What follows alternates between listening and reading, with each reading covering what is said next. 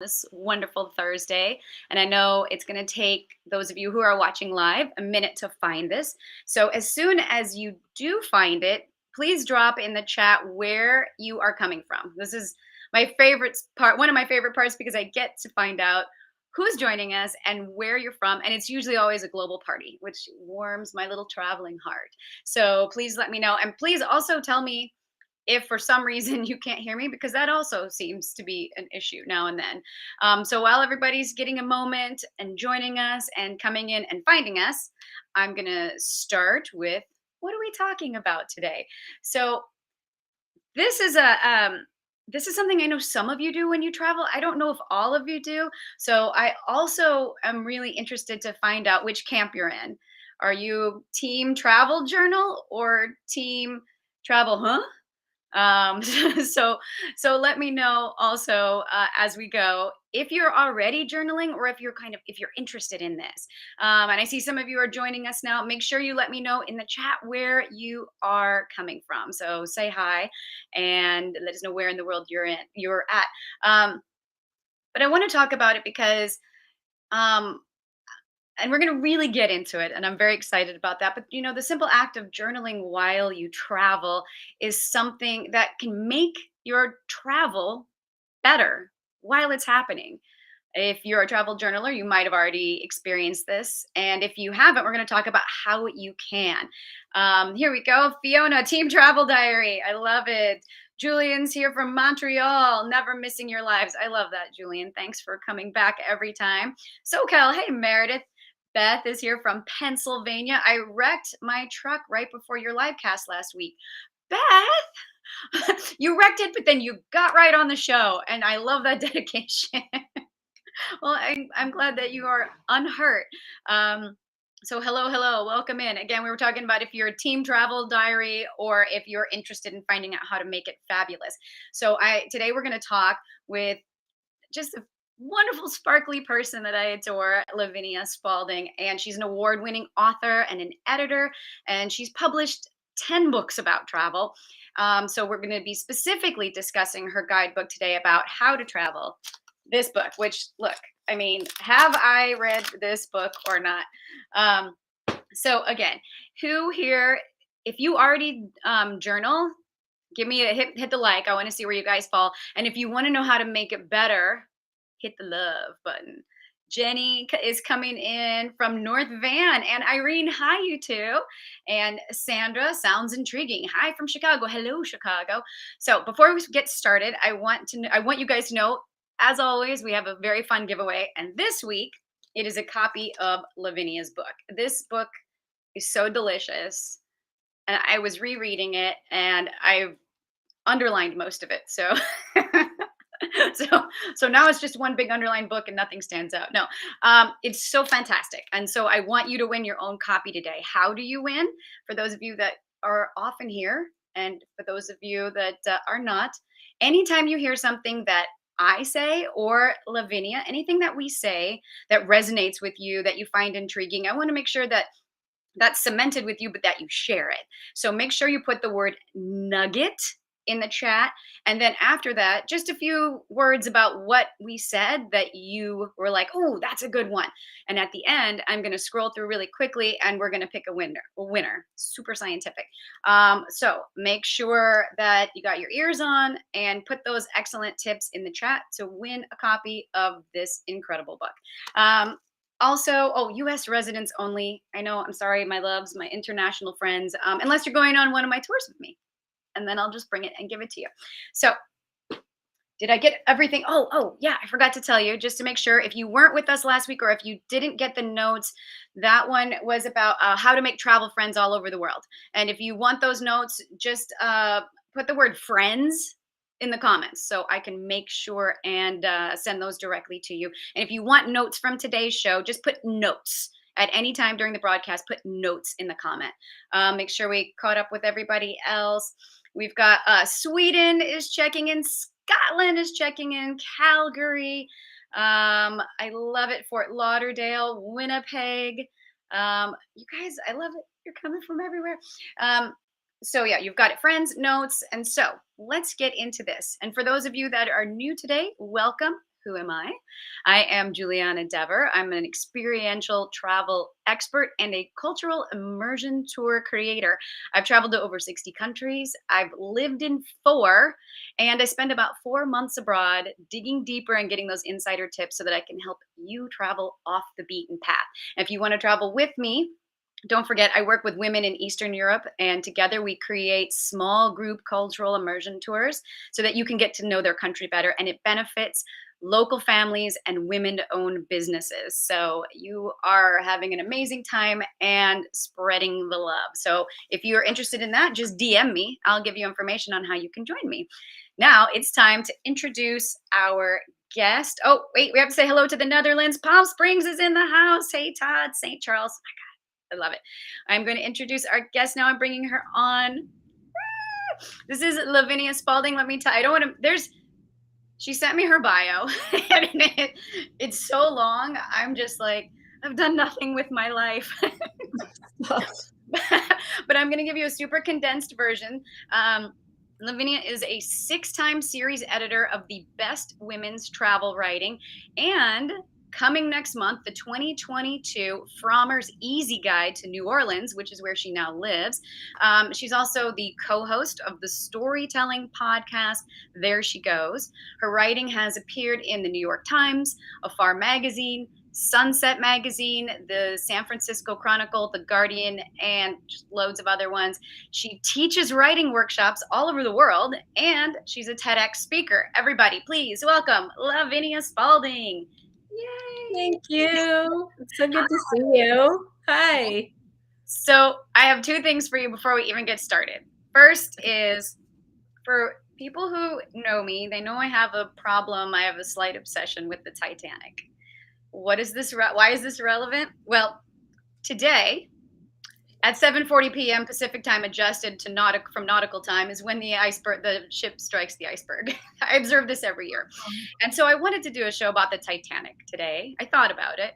And then you and I got in touch, and I was like, oh my gosh, I'm so lucky to have Lavinia. And you said April 14th. And I was like, yeah, let's do it. Grabbed your book off my bookshelf, which I haven't actually pulled off my bookshelf in a few years. Inside my bookmark is this card from the Titanic. This is from a museum in Cove, Ireland. It's one of the ones I do recommend going to. And you get it, and it tells you which passenger you are and if you survived or not. I survived, you guys. But isn't that a crazy sign? Yeah, that is really odd. So bizarre. I'm like, so the Titanic was giving me permission to talk to you today. Oh, thank you, Titanic. Hey, thank you, Titanic. Secondly, you want to just tell us some random Titanic fact before we I am like an OCD kid with Titanic facts. I mean, I just told you exactly when it strikes the iceberg.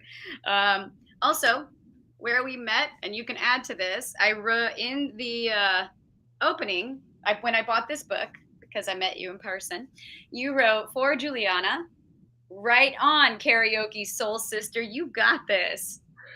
And I got XO, 3 sets, Lavinia Spalding. I meant every single one of those X's and O's. Oh. Do you want to talk anything else about how we met? I mean, I think that we met in the world's greatest setting for any 2 people to meet, don't you? I mean, what could be better? We met on the karaoke stage. Yes. It does not get any better than that. No, we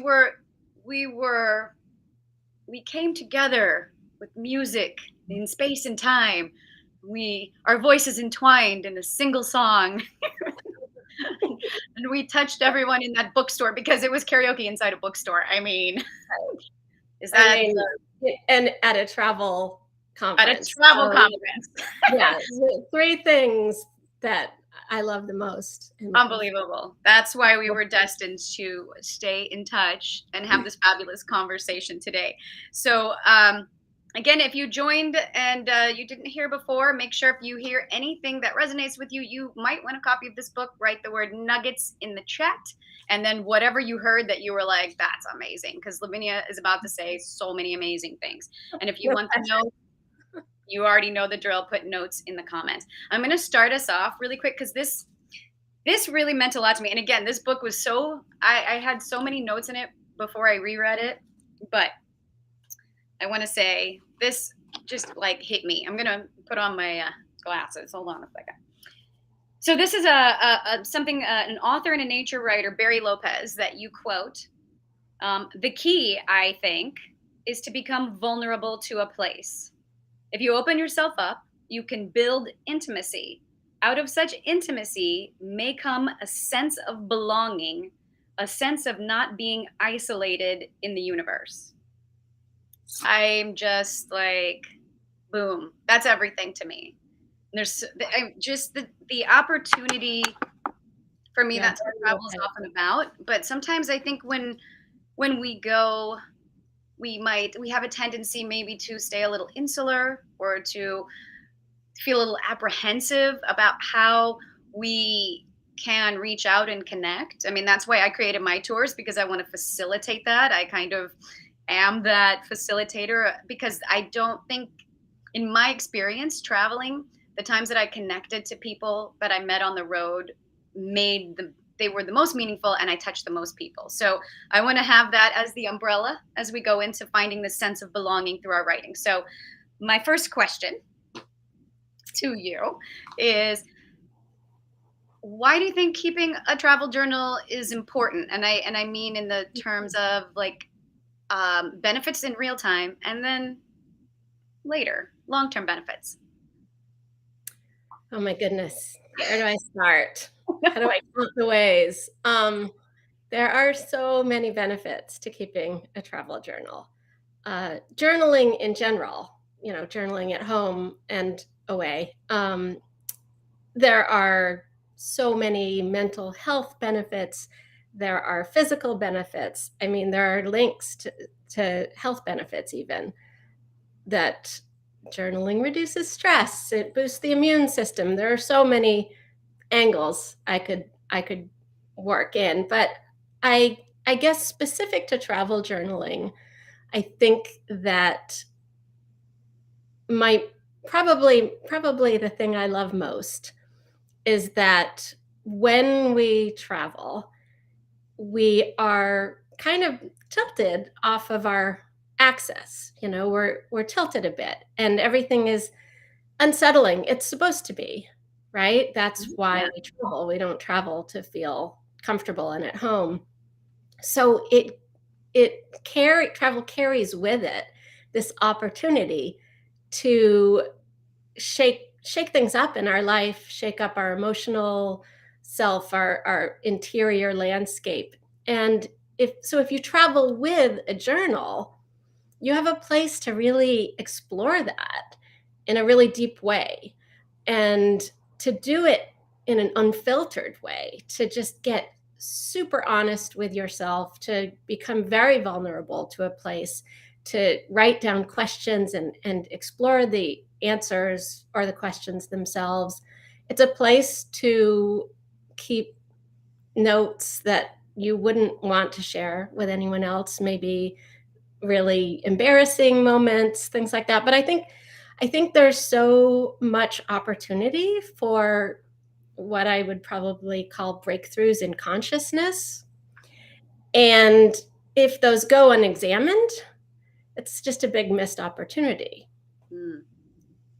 That's probably the biggest, but there's so many other benefits. Yeah. That's just the tip of your Titanic iceberg. I know, it's just the tip of the Titanic iceberg. We'll just keep weaving the Titanic back in here. I intend to. So, when just getting started, let's get practical for a second and talk about, because what I did love, I love that actually there's you talk about just getting a journal and getting the pens, and to me the writing instrument itself, I was like, I didn't even think about pens that can write when the pages are wet. I don't, so I mean, just like, and this can be. I know there's so much to dig into, but just practically, what kind of advice do you give people about what journals to, how to pick a journal or what to write with? I when I wrote this book that is was came out 13 years ago. Now I had a lot of very strong opinions about what kind of book and pen to get. And then I got a lot of people saying like, that's ridiculous. Um, so I've stepped back a little from being so prescriptive about it. Personally, I choose an unlined book. I love moleskins. And the reason why I choose unlined is because I feel like it gives me a lot more freedom.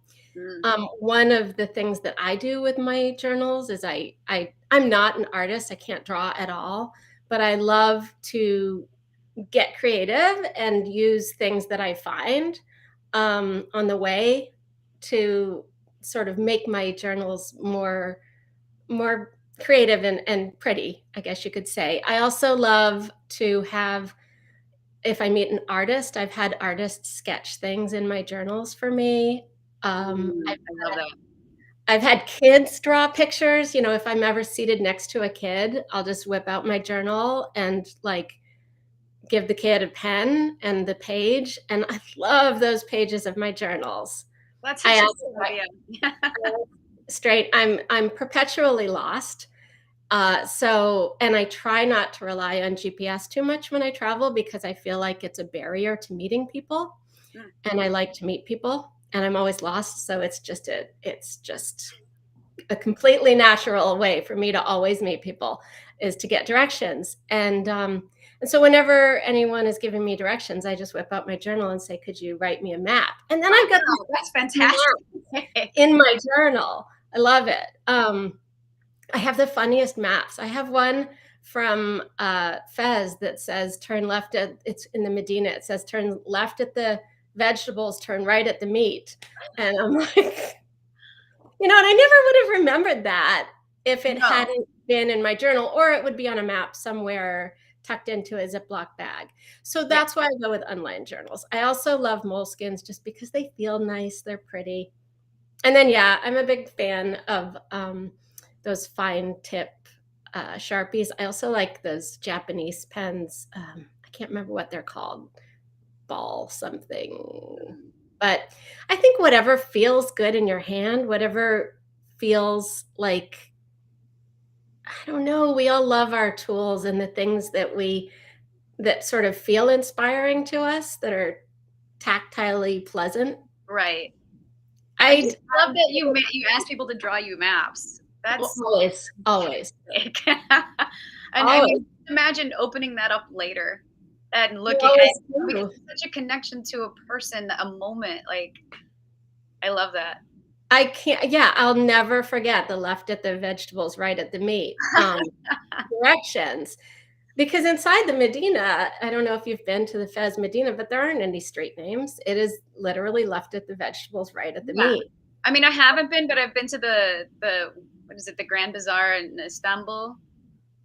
You would, I mean, it's got to So be even harder. I I don't. I dug out this journal the other day when I was thinking about this, and I won't like, I'll just show you like a couple. Like I said, I'm not an artist, but like I have like that in my journal. It's just like I didn't Yeah, do that, but I did that, you know, yeah. or like this is like one of those tin Oh things yeah, yeah.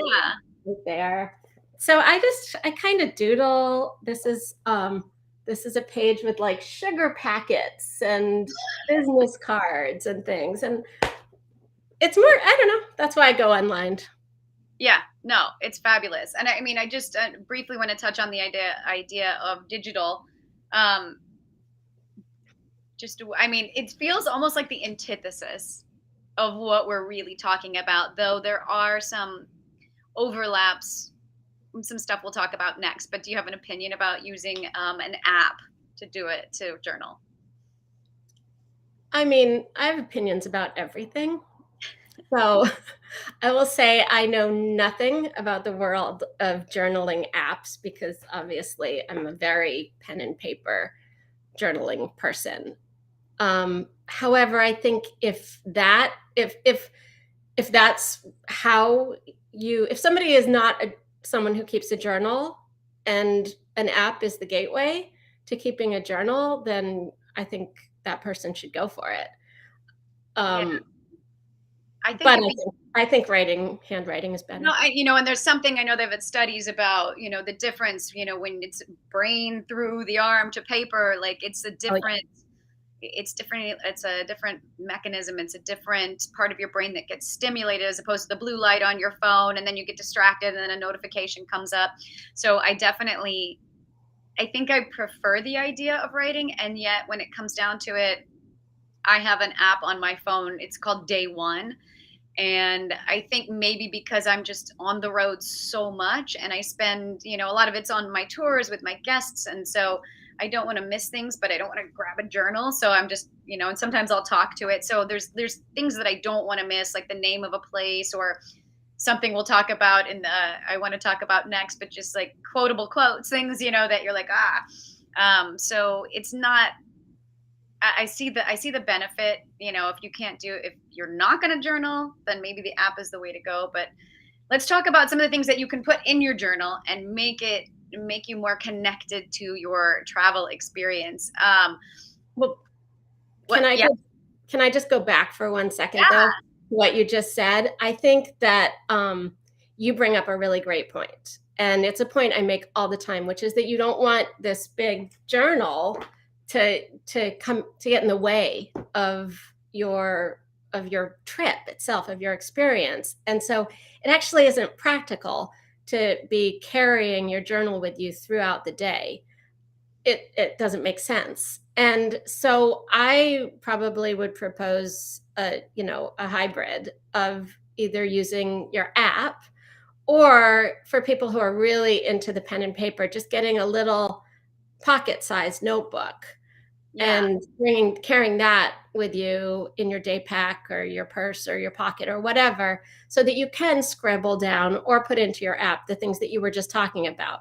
right. And then also it can be sort of a list of things to dive more deeply into later.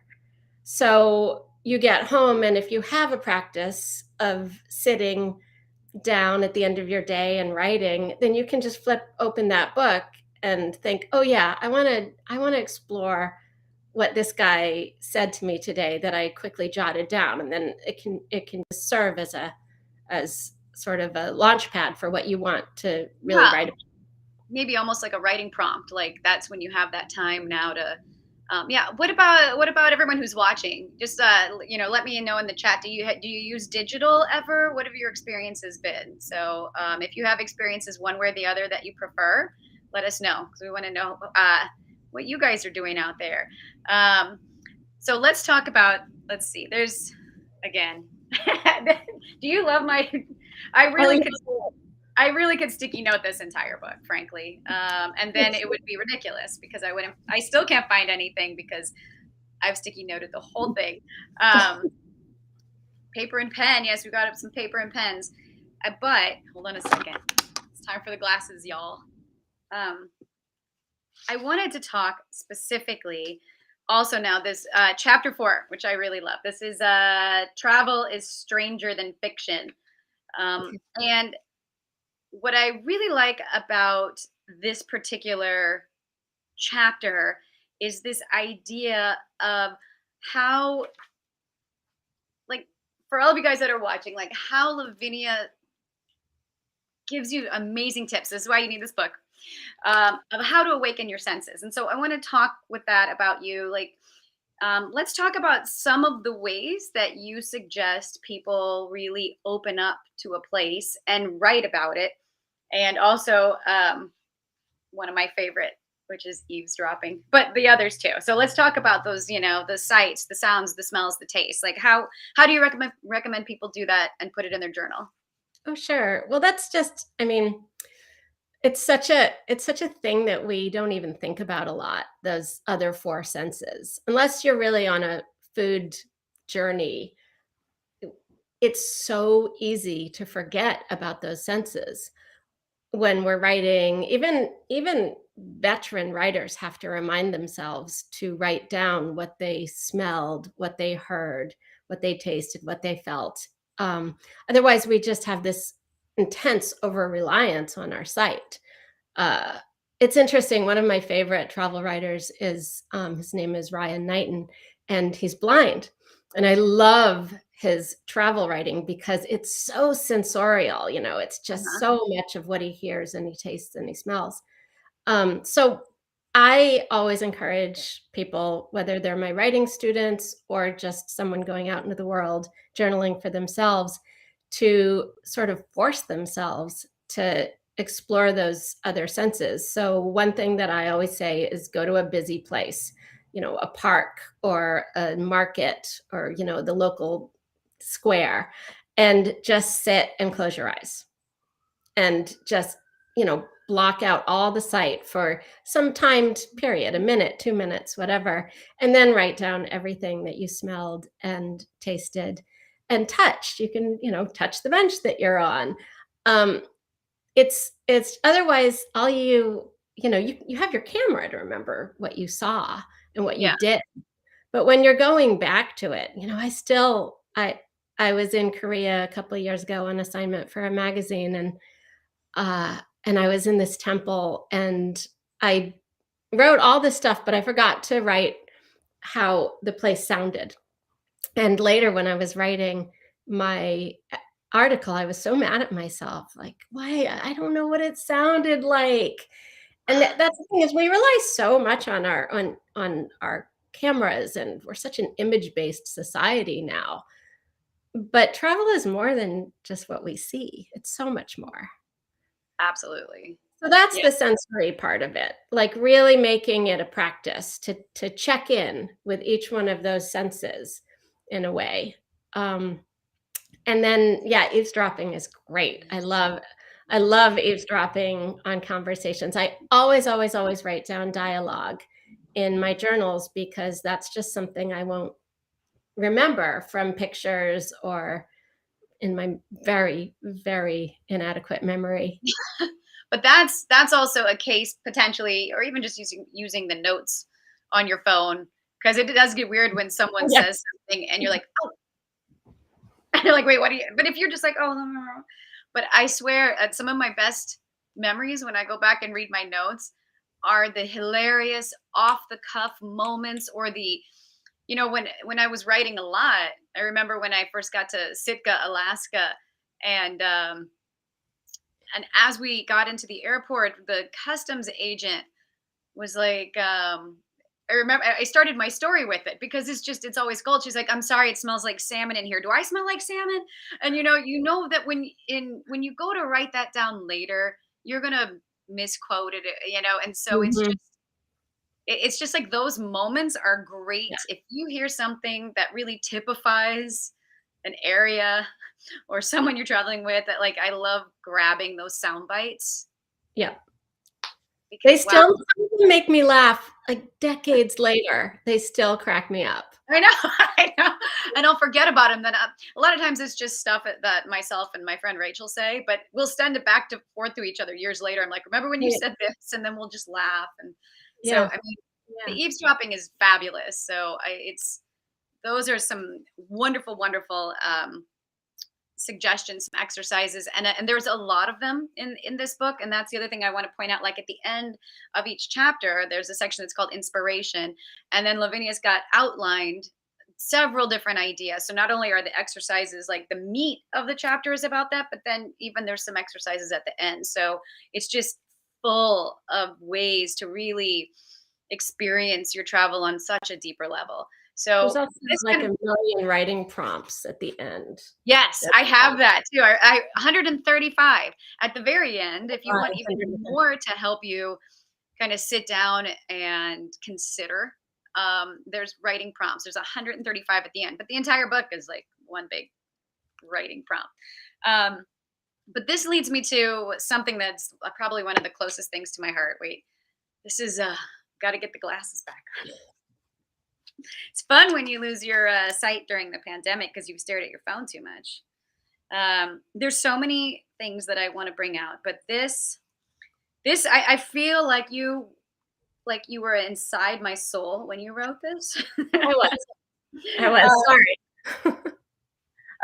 So this is on page 117, and this is when I think this is the chapter where you talk about ways to change it up, and it's directly after you talk about, which you already touched on, the idea of participating versus sightseeing, which I just like. I was like, this is such a succinct way to talk about. I'll just read the good. There's good reason why traveling and sightseeing have become synonymous in the minds of many.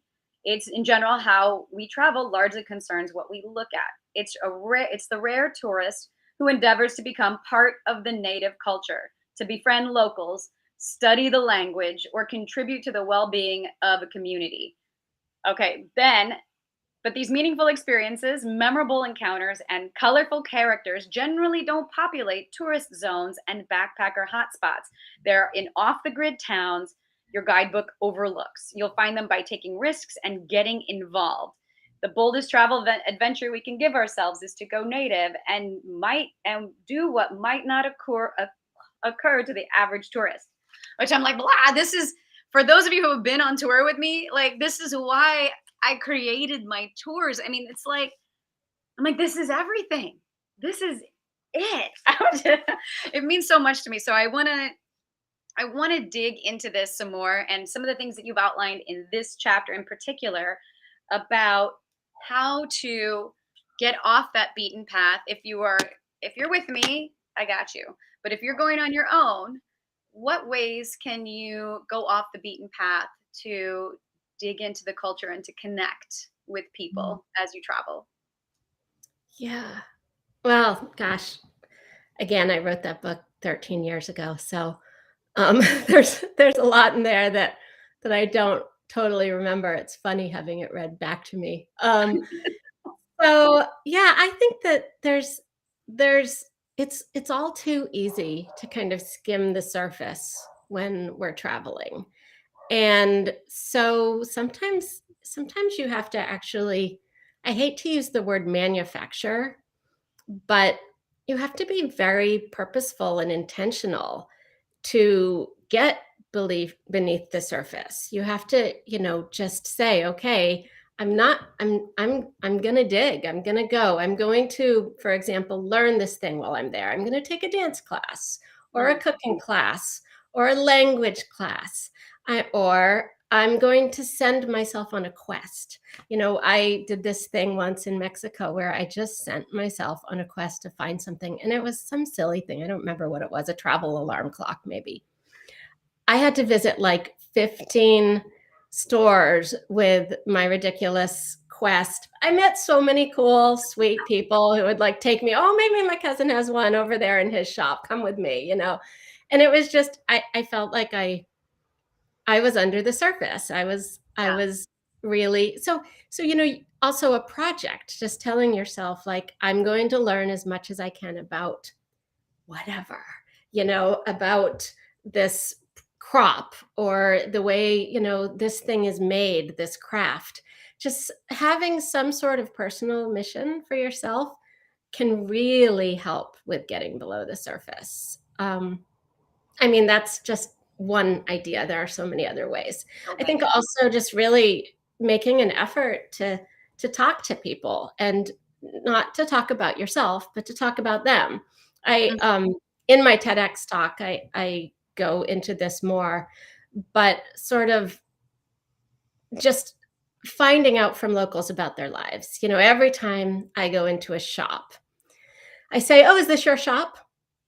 I'm Yeah. not every time. That makes me sound really weird. But a lot of the time when I always try to buy from locals. So I'll say, "Oh, is this from here? Is this from Nicaragua?" And they'll say, "Yes." And I'll say, "Oh, did you make it?" And sometimes they'll say, "No, my granddaughter did." And then I'll say, "Oh, is this your shop?" And if and then we'll start talking, and I'll say, "Oh, so has it always been this busy on this street?" Or "How did you first come here?" And I end up making this really personal connection. And even if I don't maintain that connection through the years, whatever I've bought, carries that story with it.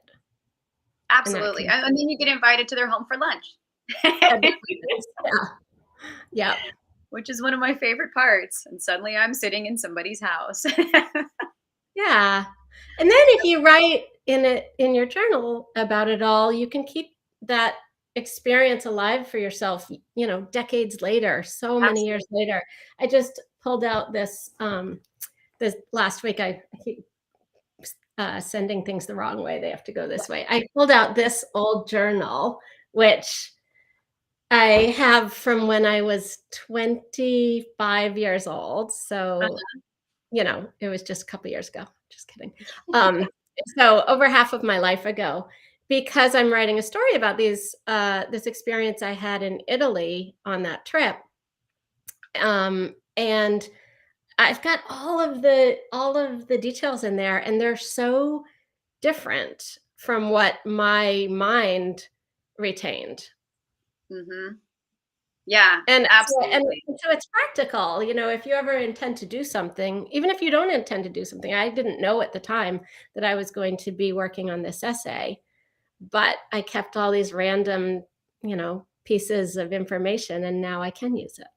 Yeah, absolutely. And that kind of leads me to, the other question that I had, in terms of when to write.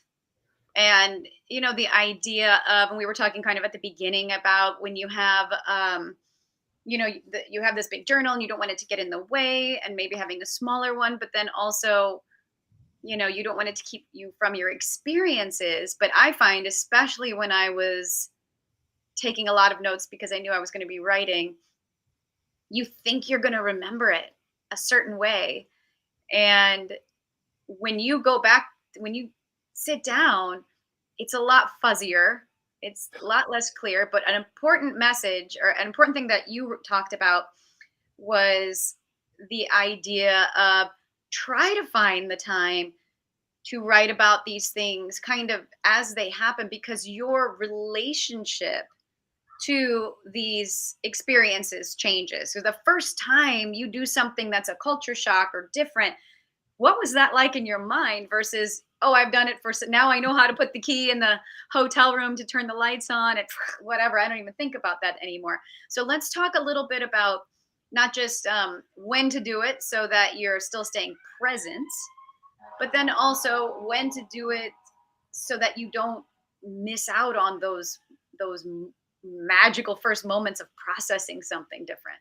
Right, right. Well, I think that's such a good question, and it's a really important part of it. And this is where I would say that hybrid, you know, approach really works. So in the moment, as you're waiting in line or as you're processing something, just jotting down really, really quick impressions, like, this street smells like lemons. That's all you need, Yeah. just so you remember. And again, Yeah. yeah, just the things that your camera didn't capture, that your camera couldn't capture.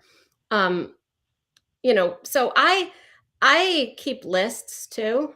Okay, Mm, okay, so let me get back to that. But first, so keep the little journal or your app or your voice recordings for the quick impressions that you really want to make sure that you remember and write about later. And then for your big journal, you just want to do whatever doesn't feel like homework. Because if it starts to feel burdensome, if it starts to feel like homework, you're going to abandon it. You're going to be like, I'm totally going to journal. Yeah, I'm not going to journal. I don't want to do that anymore. Um, so I am a really big advocate of not doing sort of the I have to write everything I did every day approach. You'll just get behind, and then you'll feel guilty. And then when something wonderful happens, you won't feel like you can write about it because you still haven't written about the thing that happened 3 days ago. So, don't worry about that. Just write. Just like write what you want to write. Sometimes what I'll do is I'll just write like three or four things. So say today I tonight I pick up my journal. Okay. So maybe I just like write, live, Facebook Live was super fun. And then I'd write, dinner was whatever. But so I'd skip around, and at least then I'd get those nuggets down. Um, but right when you feel like writing, if that's the morning, write then. If that's the evening, write then. I don't think it matters as long as it feels good to you and it doesn't feel like homework. Yeah. And I think even, where you mentioned here, just like put a snippet in there. If it's a couple busy days or you're tired, I mean, there's also the concept of, you know, consistency is better than intensity, which is something we have a hard time, especially in the US, grappling with. Because we're like, yeah, I'm going to write every day. And, just say, I'm going to write one sentence a day, whatever, because it reinforces that you are someone who writes. It doesn't have to be that, it's all or nothing. So even the idea, some days I do look back at my notes and it really is just like, I had a chocolate ball today in Slovenia. And it melted when they poured chocolate on it. And maybe that's the only thing I wrote that day. And then I get a little annoyed with myself. But you've got it. The habit of writing one sentence, and then there's other days where I feel I need to share more. I need to process more. So I think it's important. But I love how you talk about, take notes as soon as possible after seeing or experiencing something for the first time. We have to tap into that crazy culture shock, because if we wait to write, the novelty of a place wears off and we lose the electric, raw writing of the newbie perspective. I mean, it's a case for trying to process that as sooner than later. But For sure, for sure. And I think, that doesn't mean that when you've had this amazing experience that you have to, sit down right at that moment and fill 3 pages. It just means like, jot down, 5 words or a sentence, and then later you can sit down and you can tap back into it.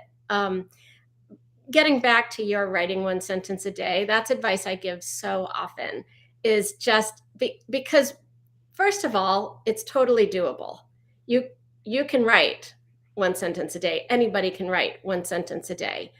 But also it tricks you into opening the journal. And once you've written that one sentence, you're going to want to write more, probably.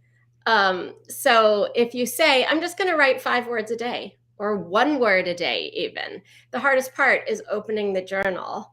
And once you write that 1 word, you're going to think, oh, I have to write 6. Okay, I'll just keep writing, because it's actually fun. I mean, for me, there is just nothing I love so much as sitting down in a quiet place with my journal in a new place that I've never been to before, and looking around and listening to the birds and sipping my coffee. And um, it's such a pleasure. And it's just really such a rare opportunity to connect with our inner selves. And I don't think we give ourselves that gift enough. Yeah, I'm just soaking it in for a minute. No, I also, just kind of going back to that, that passage that I read about the moment. That's another case for grabbing your phone and just saying, "Oh my God, they have grasshoppers they put on top of the guacamole. Like, I don't think I can eat it. It was crunchy." Like, you can just say it really quick when you're feeling it, because even when you take a video, the ones that are the most fun is when you catch someone with that, I can't believe this just happened. So if you're feeling that, come from, or even if you can't get to that, maybe sit for a moment and take yourself back to the second that you first experienced it and allow it to kind of feel it, and then write from that place.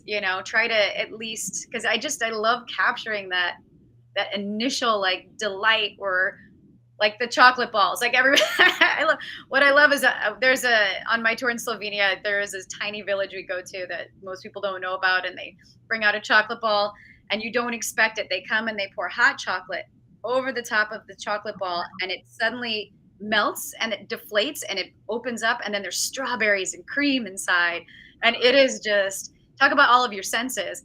What I love is Wow. Shirley, who went, she's like, the chocolate balls are the best, and then Carol, I love this. I wasn't even there, and I remember that. We must talk about the chocolate balls a lot, I think. But see, these are things that, you go back to and you're like, I experienced that, and it's just so fun to share. So, Right. would you Right. And you have the video of the chocolate ball, you have the picture of the chocolate ball. What you want to write about that is how it tasted and how you felt. Mm, Because those might not, the sensory things. And exactly. And again, your memory tricks you. How you remember it, like, think about remembering something and going back and reading your journal, and you go, oh, huh, I totally remember that. It's such a surprise how, in hindsight, your memory is a different animal than it was in that moment. And so right. it's another case for, maybe putting a few details about what it sounded like or smelled like or tasted like. Yeah, Um, and for me as a travel writer, it's necessity. I have to keep, you know, extensive travel notes, uh, because otherwise I just won't remember. My memory has gotten kind of poor in the last, I don't know, 6, 7 years. So I have to do it. we'll have- And but it's practical. But it's also, I don't know, it's just, it feels almost like it's like a spa day when I say to my husband, I'm sorry, I have to go sit in a cafe and I have to write. And then he leaves me alone for an hour and I go and I sit and I'm just like on my own, just inside my own head, having this conversation with myself and being a really good listener in that conversation. and And oh, sorry, go ahead. it's just yeah, it feels like a luxury and this sort of sacred space that I keep when I travel. Yeah, and this reminds me of the other thing that really was profound when I reread this. And this is on page 186 when you say, travel is an unknown space. Thus, whenever I enter it, I'm granted a rare opportunity to re-examine my own perception of reality.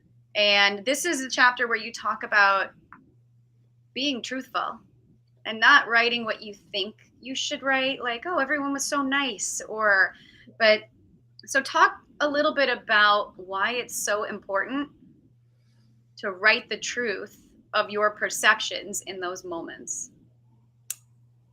Yeah, I think that I think that it gets back to sort of what I was saying maybe in the beginning about breakthroughs and how travel can really unsettle us.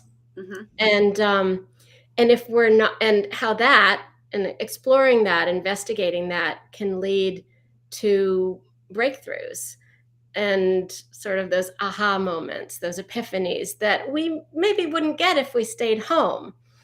And so if we're not honest with ourselves during those moments, then like what's the point? What's the Right. point of travel even? You're just there to what, lie to yourself? I don't I don't know. That's not a very articulate way to say it, but I just think it's such a great chance to explore your y- your interior self in a moment like that. So some of my favorite journal entries are about really embarrassing things that I would not tell anyone, but I sort of went over them in my journal and I digested them and I learned from them and I became a better traveler. And I think, travel has this capacity to really teach us big life lessons. Yeah. And if those lessons go unexamined, then we come back home and we're just the same person that we were Mm. when we left. So I think journaling is just the ultimate way to really actually improve ourselves Yeah. I mean, when we travel. and I think also stemming from the idea, that especially for Americans, travel is to get anywhere that's a truly different culture. It takes so much time. It takes so much money. In all fairness, when people say, "Oh, Americans only 37% have passports," well, yeah, do you know how far away every really foreign country is, and how expensive that is, and how much time we don't have vacation? I mean, I could go. That's a whole other show. But the point being that we finally and we feel like we know what a privilege it is, but it's also the quote about travel is brutality. It's like, whoa, I'm so tilted, and so to get somewhere and then be like, I'm tired today. I'm angry. I'm sad. I miss my dog. Whatever it is for you, it's okay. It's right about that. Don't feel guilty that you've spent time or money to go somewhere and you're having a weird day, because the journaling of it is actually going to help you process it. I think. I mean, I'm sure you're nodding your head, so I'm sure you agree. But I think it's important for us to be okay with saying, I'm burnt out today. A 100%. 100%. And if you are, you know, any kind of content creator, if you're a writer or, a blogger or, even for Instagram stories, if you write for yourself first and you get really honest with yourself, then when you transfer that to an audience, your writing is just going to be so much more personal and aware, self-aware. And so I think that even writing stuff in your journal that you would never ever ever share with anyone is really valuable. Yeah, even if it's just like, I'm bored and I want to go somewhere new, or whatever it is, like you You said. feel so bad about complaining, right? You're like, how many people even get to do this? Or and so you don't want to complain, but sometimes it's okay to be like, this Yeah. food sucks. Yeah. Or And I've had writing students write something and then burn it. It's such a good feeling because we're afraid. Sometimes we're really afraid to be yeah, that honest in writing, but the act of writing can be really cathartic. So you don't have to, keep it. You can write a page about something that you would never tell anyone, and then you can destroy that piece of paper. And I think there's even benefit in that. yeah, I agree. I agree. Oh my God, this has been so good. We're gonna actually have to wrap up, and I feel like we could all. And I love everybody's comments. Like, I don't know if you've been able to see some of the comments. Everybody, I know we're all enjoying this so much. If you want to dig into it, I recommend definitely getting the book. So please, if you have any other questions, we only have a few more minutes, so put them in the chat. If you have questions for Lavinia, anything specific to writing, uh, travel writing, journaling, just please put it in the chat so we can answer it before we leave. If you want the notes from today's show, the replay, please put notes in the comments so I can make sure to get that to you. And if you got any last minute nuggets, put them in, say nugget, and then put in your quote, because we're about to pick a winner soon. So let's just kind of go over really just a high level recap of what we talked about today. So we talked about why keeping a travel journal is important. We talked about what to look for in a journal and the writing implements, and also digital versus analog, manual, and the hybrid. We talked about how to awaken your senses to get the most out of your trip and your writing. And then we talked about how travel and journaling can connect you more deeply to the people and the places and the experiences around you. The fifth thing we talked about was when to write. And then we talked about why writing the truth is so important. So I hope you guys love this. I'm going to put really quick that link that you gave me, Lavinia. Hold on. I want to make sure, not that link. Bear with me real quick for a second. Here we go. I'm going to copy paste this link so that anybody who wants to get this, I mean, of course, we know you can get it at some big, this is not going to post it. I mean, hopefully, are you able to see the link that I posted in the chat? I just want to make sure. Okay, excellent. So please support your independent bookstores. Those are mom and pop shops and people who love books and had a dream to sell them to the world. So please buy your books from an independent source if you can. The link is right there. Why else do you need this book? There's 135 writing prompts. There's inspiration at the end of every chapter, and suggestions for how just how to make your journal sparkle. So also, let me go and see really quick any questions that we missed. Did any of them catch your eye, Lavinia? I didn't see questions. I saw. Okay, I just want to make sure we didn't miss anybody who had a question. Lots of fabulous nuggets.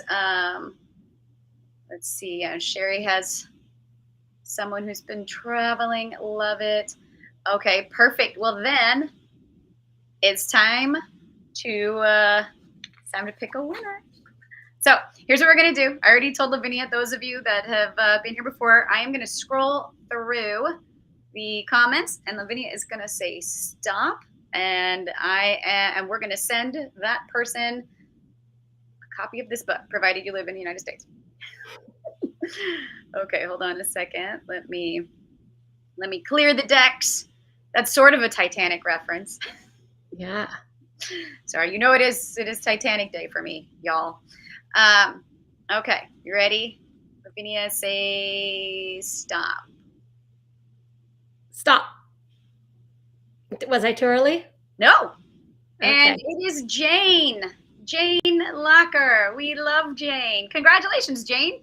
You can copy up writing away. So thank you guys. Thank you so much for joining me. And don't forget, I also curate cultural immersion tours where you will connect to the people and the places around you and have amazing local experiences. You still have time to travel with me. You have only a couple more weeks left to grab your space. DM me if you need any information at all, and we can even hop on a call and I can chat with you more.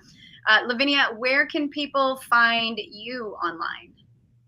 At my website, which is laviniaspalding.com. There's no U in my last name. Everyone always puts a U in my last name. My podcast, which is called There She Goes. I co-host it with Kelly Chappie. And there's information about workshops and things like that on my website as well. Perfect. And I will put all of those links in the show notes. So again, make sure that if you're interested, you put notes in the chat. And that's it. I will be back next week, April 21st, 12 noon, and we'll have another excellent, scintillating conversation. Until then, I'm Juliana Dever, experiential travel expert and cultural immersion tour creator. Come travel with me in 2022. I'm so grateful you guys were here today. Thank you, Lavinia. Thank you, all of you fabulous people Thanks to everyone who joined me again this week. I love you guys, and we will see you next week. Bye. Thank you. Bye. Bye.